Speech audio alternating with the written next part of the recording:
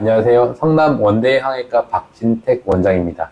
요즘에 치핵과 항문 질환에 대해서 많이 궁금해들 하시는 것 같은데요. 치질에 대한 모든 것을 저와 함께 같이 영상을 통해서 공부해 나가시죠.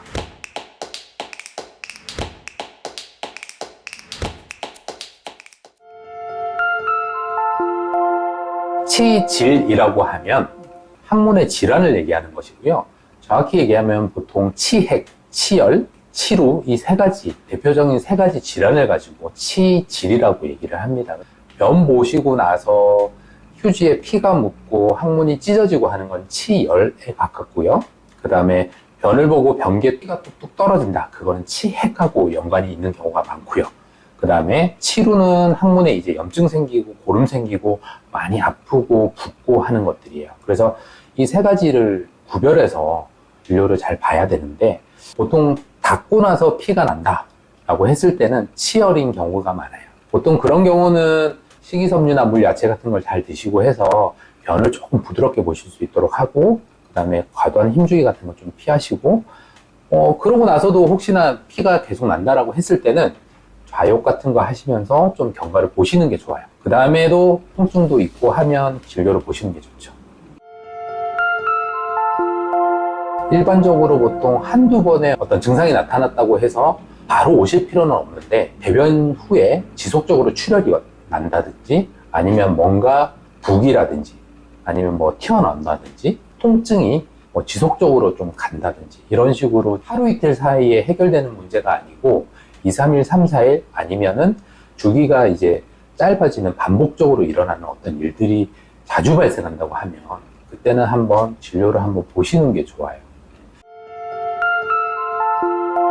치질 같은 경우에는 성인이라면 거의 가지고 있거든요. 무조건 수술을 해야 되는 상황은 거의 드물어요.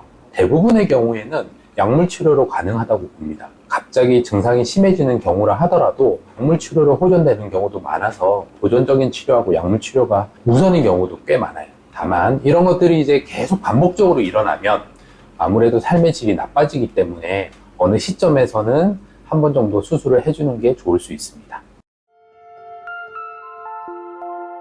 수술을 꼭 해야 되는 경우는 출혈이 아주 심한 경우, 예를 들어서 피 검사를 실제로 해보면 혈색소 수치가 보통 정상의 한 30%에서 50%까지 심하게는 떨어져 있는 경우가 있는데 그런 경우는 반드시 수술을 하셔야 되고요. 그리고 치핵으로 인해서 통증이 아주 심한 경우가 있어요. 그런 경우에는 통증이 아주 심하기 때문에 바로 수술을 하는 경우가 있고요.